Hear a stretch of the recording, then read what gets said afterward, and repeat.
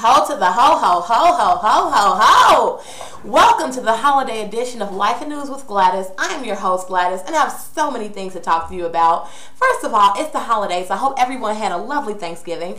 I did. My family, we all got together. We cooked, we ate, we talked, we laughed. I drank and slept. And we had a great time. And I hope everybody had a good Thanksgiving. Of course, I had to be up early the next morning for Black Friday. And for people who just don't get Black Friday, they say, you know, I can find the same deals online. I don't have to do that.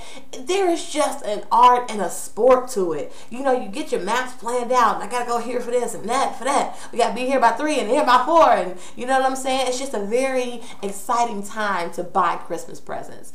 And, you know, people talk about the crowds and the pushing and the shoving and so forth, but it really depends on who's shopping, because last Black Friday I saw Chad Ochocinco in Target, and let me tell you, I was trying to get pushed into him. I wish somebody would have came around with a car and just sorry Chad, somebody just pushed me right into you. These people crazy.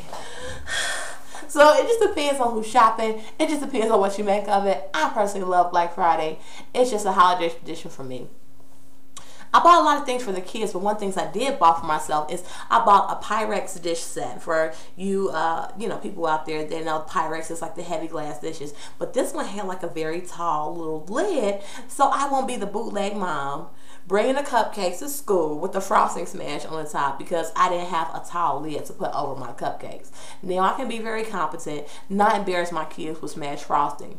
But you know whose frosting I really want to smash? Sarah Palin. She recently said that she could probably beat President Obama in a presidential election. You know what, Sarah Palin?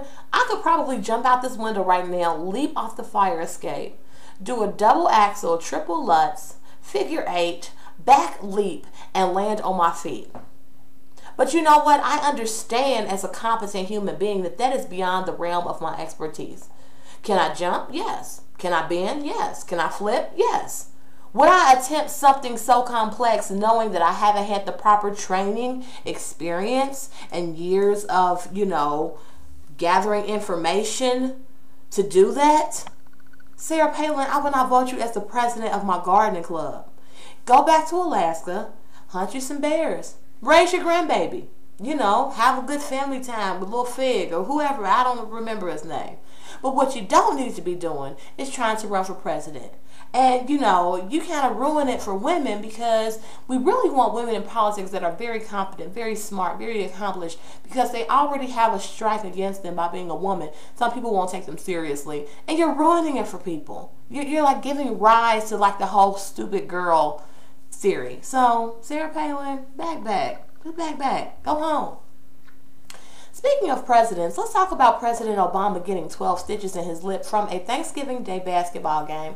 The first thing I thought when I saw this story was, tag Obama, like, why did you have to be hooping?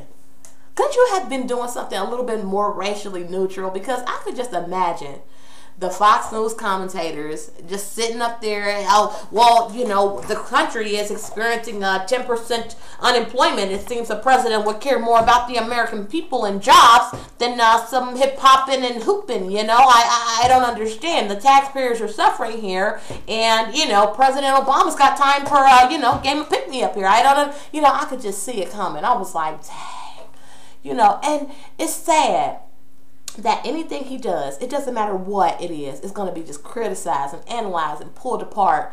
And just, you know, that's the bitter and the bittersweet part of having a black president. Yes, I'm so glad that he's in there. I was elated at his victory. I still am.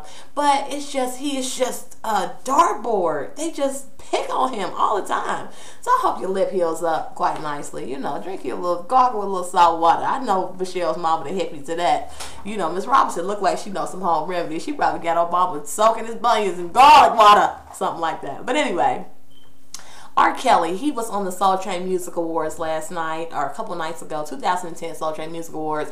Why that's still coming on, I don't know. I mean, the show hasn't been on for 10 years, but he delivered a very exciting performance.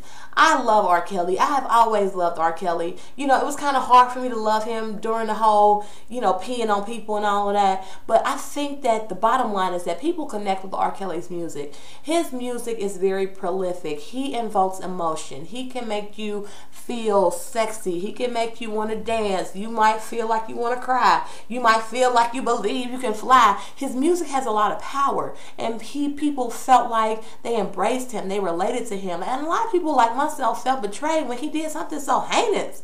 Like urinate on an underage girl. R. Kelly, couldn't you do something like bad, but like a little bit bad, like not pay your taxes, or I don't know, maybe be in a hit and run or something like that? Why did you have to do something else so ugly, R. Kelly? Why do you have to make me feel so guilty now about loving you when it's so easy to love you because you're so good? You're so good, R. Kelly. Did y'all see that performance? Check it out on YouTube. It's there. It's great. I love you, R. Kelly. I hope you battled your demons and you're back to being the artist that we all know and love. That is all the time I have for this very special, like I said, ho ho ho holiday edition of Life and News with Gladys. But if you want to see more past episodes of Life and News, please feel free to go to my YouTube channel. It's LNG513 on YouTube. You can also hit me up here and on Facebook at Everybody Loves Gladys. I also am co-hosting a very new blog. It's called those2.com.